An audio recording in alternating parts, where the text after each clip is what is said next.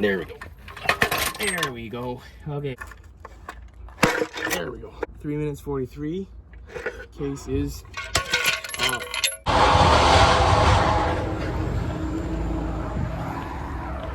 I think someone dropped some shit in the yard.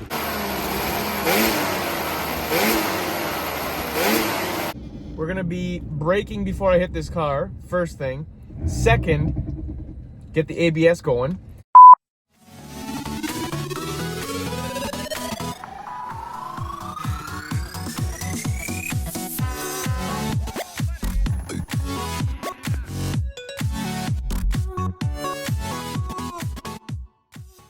How's it going, everybody? Welcome back to the KSS YouTube channel. On today's episode, we're gonna be braking before I hit this car, first thing. Second, get the ABS going. Third, we're gonna go to the junkyard. We're gonna be taking a little bit of a break from racing. Not voluntarily. I don't wanna race. No, that's not what I'm trying to do. We just got 2 weekends that I'm either occupied or there's no racing. Unless there's one more cruise night left at Lustville, which it might be the last one of the year. And if I get the car done in time, this episode might turn into that. Or this episode ends up being going to the track, or this is just a little freestyle filler episode to fill you guys in with what's going on. Right now I'm heading to the junkyard, so that might be this whole episode is just some parts picking. There's an Integra and there's a Acura RSX 2003. I want to go check them out. I think Aiden's the one who told me to go see it. It's a manual, so we might go pick at the transmission. I want to try different gears. Not this year, I don't think. We don't have time, or do I want to take the tranny out a second time in the race car? We've already had it out for the clutch, so let's not do the tranny. This ain't no EG or EK. It's a 7th gen. Got to take the subframe off to take the transmission off. I'm busy with other stuff, sleds and stuff, so I don't want to take the tranny out a second time. Let's not do that again this year. But for next year, in my mind, I do want another gear set. Kind of telling you guys what I want to do. It's with RSX gears, but not a full RSX gear set. 4.3 final drive, 4.7 in the CR. Kind of want to do a mix of both. So, we're going to go to the junkyard, see what's available on both cars. Hopefully no one picked what I want off the cars, if it's what I want. If it's an auto, it's useless, that RSX. Pretty much nothing on it. Okay, so we're about like 10 minutes away from the junkyard. Let's get there. We should have enough gas. It's been beeping for the past 10 minutes, but I know my truck. I think we're good to go. Anyway, let's hope for the best. Hope everything I want is on those cars, and we'll see you at the junkyard. So let's go. Let's see if this will work. Get the boxes out of my truck box. See if the camera falls. You guys are still up? You guys see the boxes? Yes, you can.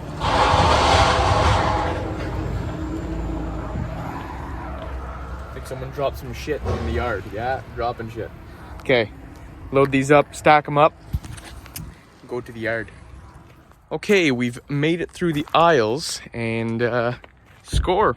We got our 03 RSX here, and it is a manual. I didn't even go on the website and look at the actual transmission specs, but it is a manual. It even says on the side right there on the fender. But I think we're gonna take it apart. I wanna take the tranny out and then take the gears inside. They'll usually charge me like a pinion gear or whatever, probably like 60 bucks. So 60 bucks for a gear set, and I'll stay in first longer for the race car. Won't say no. So I think I am gonna aim for that. I got the time today. I already got the ECU out, so no one took the ECU. Got lucky on that. ECU is a good core for a K-Pro. Let's say I wanna get onto a second project. Well, I got another ECU to slap a K-Pro into. So I'm gonna get into dismantellation of the car. For a quick second, I thought that was another RSX, but it is not. That's some G37 or 35, whatever those things are. So I'm gonna get onto disassembly, get that transmission out, and take some gears. Hopefully the gears are nice. Imagine they're all stripped and I did that all for nothing. Anyway, let's get to work. Let's get this thing completely apart. Okay, we're like 10-15 minutes in. Already got the subframe down. I think it's just like in the one of the mounts here. Yeah, the rear mount.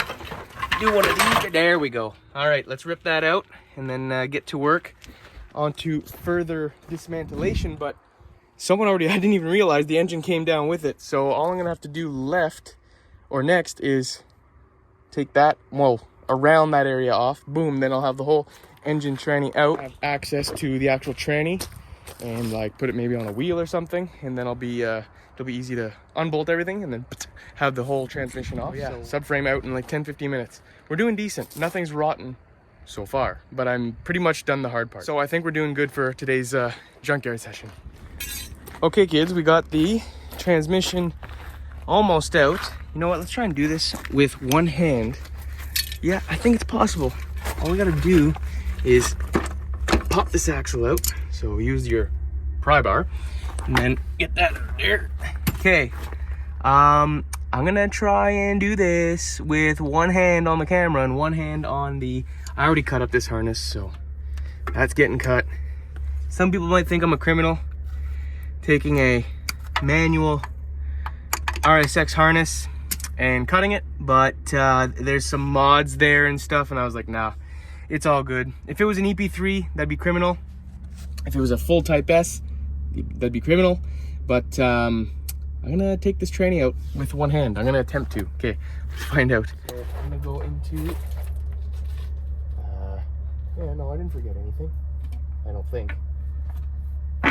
Yeah, she's fucking seized on there. That is very seized. Okay, we're in for a treat, I think. It's gonna be a challenge here.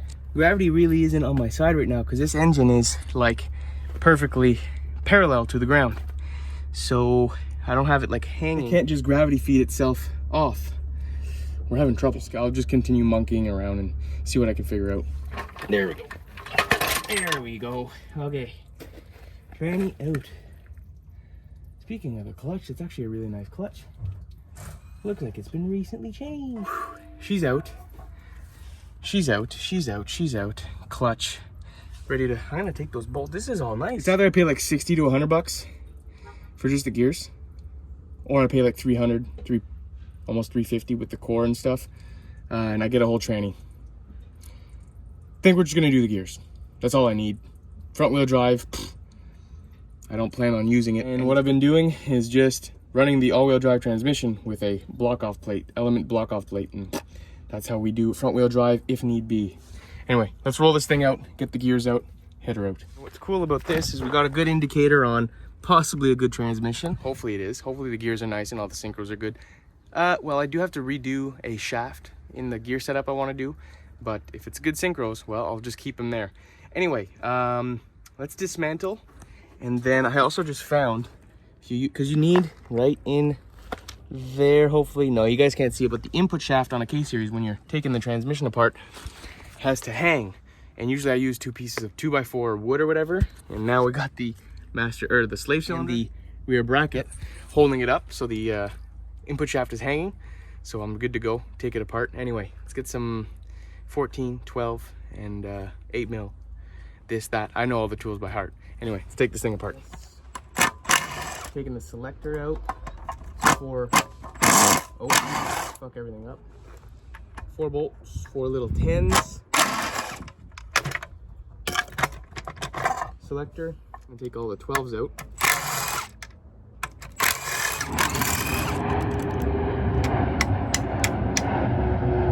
Big plane, big plane. There we go. Boom. 3 minutes 43. Case is, I think I'm gonna take everything, every single gear. Yeah. Somebody making noise. Okay, you know what? I'm gonna take you guys and we'll do some inspection together. Okay, put this carpet down. Okay, now let's do some inspectimation here. So what we're gonna look for is, we've definitely said this in an old video somewhere. There we go, houses. We're gonna look for the little gold on the synchros to look like houses. I'll try and like, see what I mean? It's a little house, little tiny house. So we're gonna look on that for every single synchro, and then on the top side it's an upside down house. There we go. Right side house, all right. And also on these as well too, but it's just, these are more likely because it's a softer metal. So we do have a fully good gear set. I'm just gonna rip everything out. I don't need the forks, I just need the gears and the diff. I will take the diff because one, it's modifiable to make an LSD, because I'll take it out and I'll explain that after. Anyway, let's get these gears out and put them in my Milwaukee pack out and take off and do the rest of the errands that I end up doing today. Okay, so we got everything out. I'm gonna show you what I was talking about, that diff. Why I'm gonna take it is, one, I want the 4.3 final drive ring gear, and two, in here, when you put a Jack Spania or a Phantom Grip style Jack Spania LSD mod, anyway, see that nipple? Like it's flat and then there's a nipple on that spider gear there.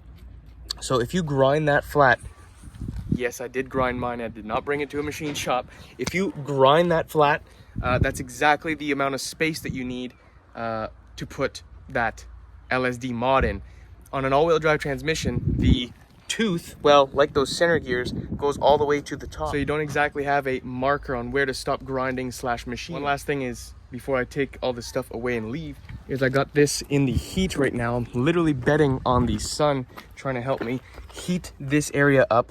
Yeah, it's still cold because I want to get the bearing out, because a 4.3 and a 4.7 final drive countershaft bearing is not the same size.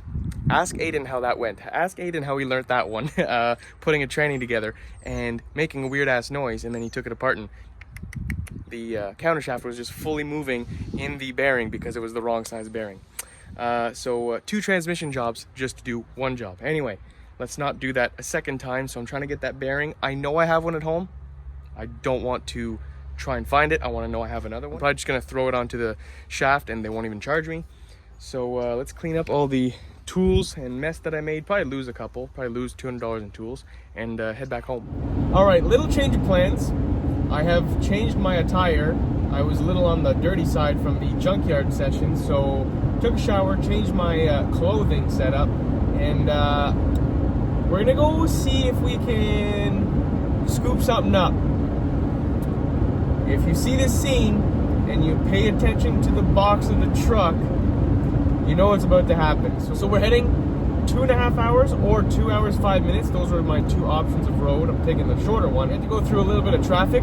Ugh, kind of gross. Now we're about to actually hit, well, we're probably like 40 minutes away now. I checked not too long ago how far I was. I'd say we're in the 40s now. So we're just trucking. We're about to pick something up. Just because I'm not racing doesn't mean I don't have to not pick up another machine.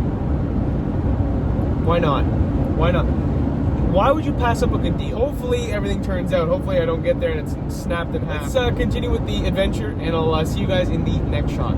It is the day after that little road trip that we were on, and there's a frog just hopping, so I'm just watching him go. Anyway, so we picked up the machine. It's right in front of me. Is it a fixer-upper? Yes. Did I get a good deal? Decent, yes. Hopefully it's nothing too big. I'm going to show you guys what is wrong with it after I show you guys the actual machine itself. So I'm going to flip the camera. You guys are going to see it. She looks good. I just washed it too, so it looks extra good. Anyway, and then we'll get to the issue that I'm talking about. And you'll already see some parts kind of off, and we'll maybe get to work on it, see if I can find the issue quickly. All right, let's go. Let's see this thing. And boom. A 2014 XF800 with the side panel already off. I'll show you guys what is wrong. You might even be able to see what's wrong with it already. But this thing is in decent shape.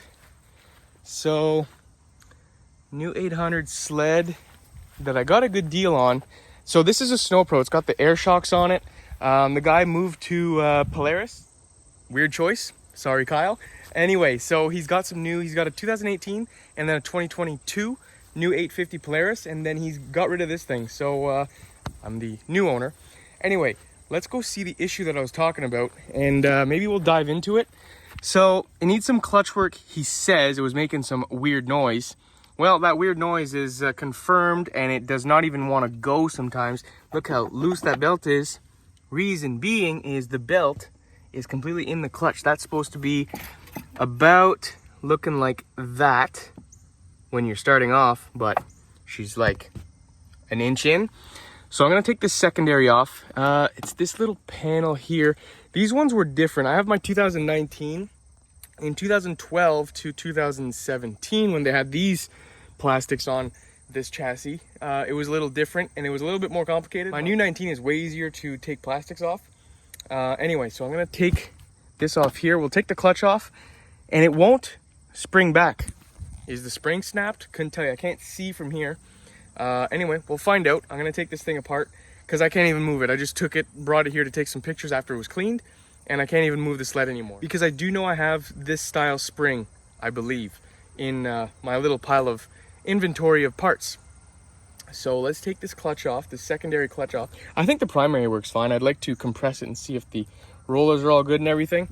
But let's take that secondary off and see if we could find something simple, if I even have the parts here. The rollers look okay, and they look like not Arctic Cat. They look like they were reinforced, like with some aftermarket stronger rollers. Anyway, let's take this clutch off for the 14th time and see if we can get some diagnostic going. Let's find out.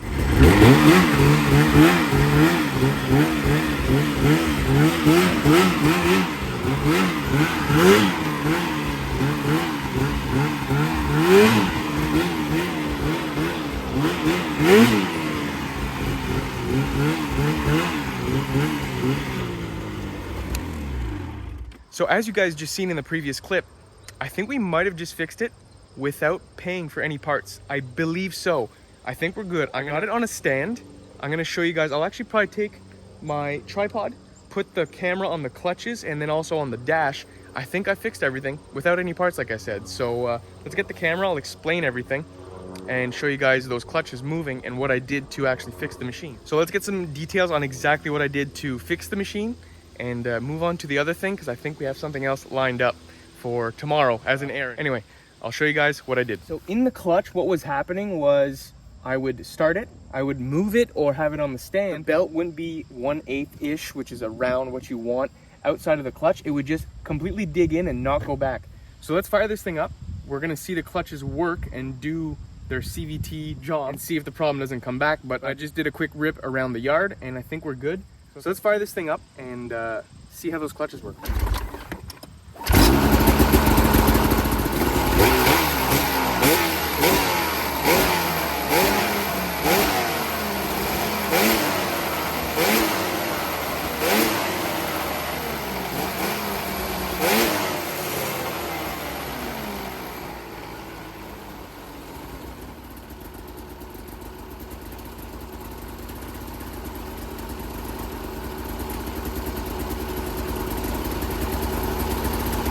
So, as you guys seen, I think we have a full runner. So I'm gonna explain to you guys what exactly I did. So see these pieces of plastic right here in there, and then if you just turn the clutch a bit more, that deflection isn't sharp. So yeah, the belt is a little tight. That's why it was rolling with it just on idle. But there's that second piece of plastic right there. Well, they're guided into like a slotted area on this helix right here. And what was happening is it was like loose. So I had the whole clutch apart. It's a little like triangle looking piece. So what holds those is like a self-tapping style kind of bolt, because it goes into plastic and you can't really have threads in plastic. But in simple form, the bolt was loose, holding that piece of plastic. I had the whole clutch, well, both clutches actually. I had the whole secondary completely apart. Everything else seemed nice, the bushings and all. Put it all back together and it revved out perfectly fine. I put it in reverse as well. Put it in reverse, here! Put it in reverse! Oh, Lord! Please!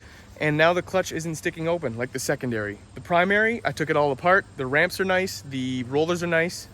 Everything's good to go. It's bolted, torqued up. I think we have a full runner. Oh, and the ECU code. So before we would have this thing running and it would say ECU 16 and ECU 18. And in the codes here, I went online, but I didn't even know that it was here the whole time. So ECU code 16, let that focus a bit. There we go. So 16 gives APV, the power valve cable needs adjustment or failure. And 18, failure in servo motor. Well, the servo motor seemed fine. It was all loose. It wasn't seized or anything, but the cables were jammed. And when I tested the cables, like by myself, like with my force, one of them was stiff and the other one would not move whatsoever. So that means either the cable is broken and or jammed, or the power valve is seized. Well, not seized, but like too gummed up and it's not moving. I took the power valves out, completely dirty. So I just brushed them all up, cleaned the surfaces, put them back in, and it revved right out to 8,000, because this thing was stuck at like 4,000 or 5,000. It was probably 5, because that's usually the symptom on an Arctic Cat. If the power valves aren't working, is 550, 500 RPM. Now it revs out all the way to almost 8 grand, and I think we're good to go. Yeah, so I think we got a full runner with nice clutches, a nice machine, and there is just a different plastic on this side. Like, it's not the same exact graphic, but still a full runner. For the price I got it, I'm happy. And I probably put like, I don't know, 4 hours of work into it after the wash and everything, because now it looks clean too. I put about an hour of good like elbow grease into it, good cleaning, and now she looks good, runs good, and I think we have a full runner. I have a buddy that might want it. I'm starting to look at it too much, and you know me, I get a little bit addictive. So I'm gonna go park this thing. I'm going to go do some editing, and then tomorrow we might have another errand. We're gonna be heading back to actually the area where I picked this thing up, and well, let's just wait till tomorrow and I'll show you guys what I'm about to do. So let's get to putting this thing away, which doesn't need to be filmed, and then get back on the road again. So we'll see you in the next shot. Okay, day after. Everything has aligned itself. We're good to go. We are on our way back to where we were, literally the exact same town where I picked up that 800 a couple nights ago. It's Monday right now. I picked that thing up on Friday in the exact same town. Like, it looks, according to the map, I'm going like within a 5-kilometer radius of where I was. Anyway, we're going back and we're gonna go pick up a nice stack of parts for a fair deal, very fair deal. Not usually what I like to buy, but I'm gonna take it just because there is a nice part in the whole pile. I'm not gonna ask, oh, would you take $50 just for that part? No, I'm just gonna take the whole thing. Why not? Go big or go home. Just buy the whole part. So we're on our way now. There's one thing that's absolutely not acceptable, and that's the fact that I don't have a coffee in the vicinity, in the truck right now. So we're gonna go pick one up, probably like 5-10 minutes away from a town where I can pick up a coffee. So let's get caffeinated and continue on our road trip to whatever I'm getting. So maybe the next shot, you guys will see what exactly I picked up. Okay, we are finally back. Well, I've been back for a couple days. It's just I've been doing other stuff, getting ready for the weekend, for racing the car. It just might be some BTS, some behind the scenes footage. But what I bought, do I know why I bought it? No. Did I buy it because it was some fire cap parts? Yes, I did. So just another chassis, decent hood on it, and then the gas tank, the frame, the side panel. It wasn't extremely cheap, but it wasn't extremely expensive either. So, and there was also a diamond drive. So it just makes my inventory of spare parts a little bigger. Okay, so we're gonna end the video out here. I was gonna continue filming for this video, but the video would have ended up having like 64 different, maybe even 72 different subjects to it. So I'm gonna shut her down. I'm gonna shut this window too. I'm gonna shut her down here, and I'm gonna start filming the next video right away. Here's a hint. It's gonna be a Civic episode, and this is involved. You guys could guess as to why. Some people know around here that I've been talking to, they know my plan. They think I'm absolutely out of my mind for trying it, but I'm gonna try it anyway. So hopefully you guys enjoyed the video. That's been the first time we've gone to the junkyard, at least with the camera for the channel, in quite a while. And what else? Oh yes, the sled, the cheap sled that we were so close. Like, I mean, that could have been bad. For the price I got it, it could have been a nightmare, or it could have been as lucky as I got. And I guess I got lucky because it's fully running. It's a full runner, besides the battery for the electric start. But just rip that out. Lightweight. Insert Ronnie Coleman. Anyway, so I'm going to close the video out here. I'm going to start filming for the next video, like right now in this exact spot. So next video, some Civic content. I think it's going to be the last one of the year, but it's going to be a Civic episode. So yeah. Hint, chains. I'm going to get some supplies right now, and then yeah, I'll start filming for the next episode. So hopefully you guys enjoyed this episode, and we'll see you in the next one.